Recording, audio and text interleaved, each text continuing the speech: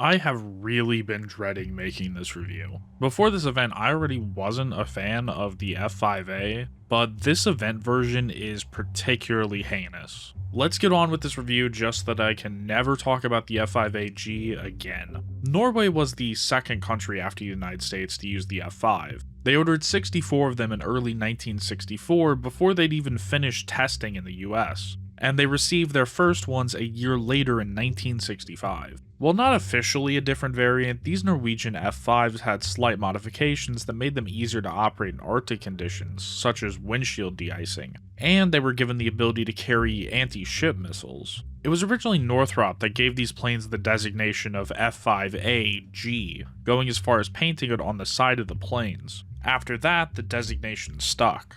Norway didn't exactly have a great time with their F-5s. In the first 10 years, 16 of them crashed, and in 1982 they had to ground nearly their entire fleet due to cracks in the engine intakes. During this downtime, the planes received new RWRs, new countermeasure dispensers, and other electronic upgrades.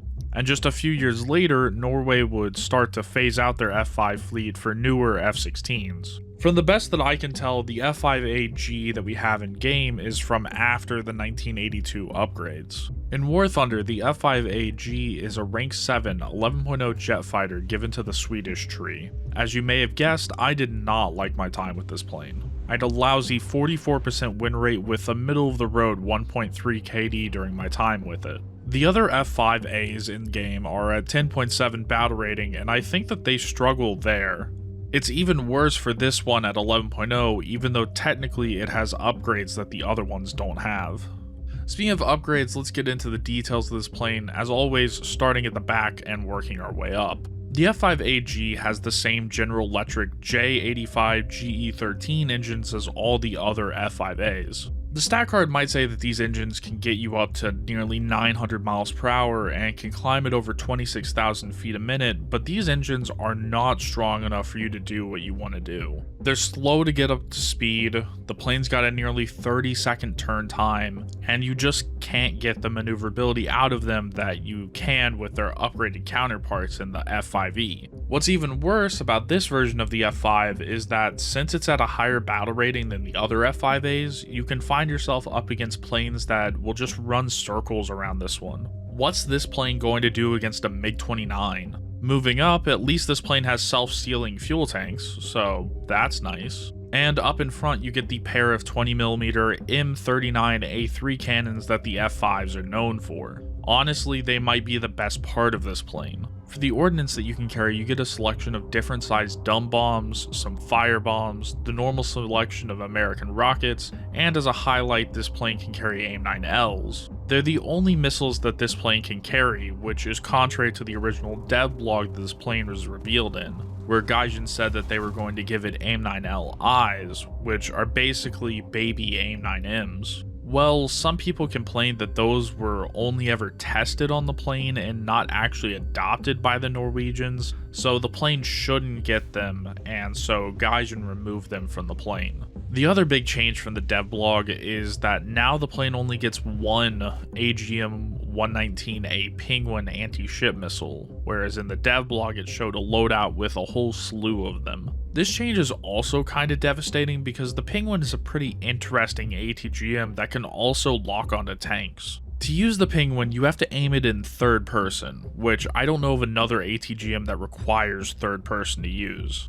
Then, if you're close enough to designate a target, or more interestingly, if you're further away, you lock onto a point on the ground. Then fire the Penguin. As the Penguin approaches the point on the ground that you marked, it actually acquires its own target, which I think is the first long-range ATGM that finds its own target. You'd think that this would be overpowered, but you still have to be pretty good at aiming. If you're more than a few hundred feet off, then the missile won't pick up the right target, which takes some practice when you're trying to aim at a small target miles away. And the Penguin isn't very fast either, so if the target moves while the missile's on the way, then it'll miss. Or if the target moves behind a building, or a tree, or maybe even a bush, then the missile will miss. For most situations, I wouldn't exactly call the Penguin good, but at least it's interesting. I rambled on for so long, I forgot to mention that this plane doesn't have any ballistic computers, so you're aiming everything else manually.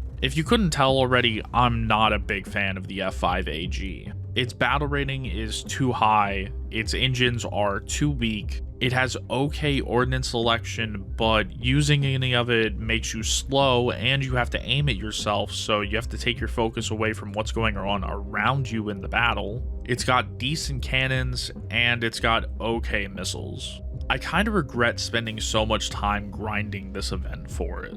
I feel sorry if you did too. I will sell this on the market when I can, but I don't think that it will sell for very much. If you're thinking of buying it from the market, you should save your Gaijin coin for when it goes down in battle rating, or just buy a better vehicle. If you were thinking of using the F-5A to grind high tier Sweden, you should just get the premium Viggen instead. And that's all I've got for this review. If you like this review, then leave a like. If you think I got it wrong or have questions about the jet, then leave a comment. Subscribe to see more of my videos in the future. I hope you all have a great rest of your day, and I'll see you in the next one.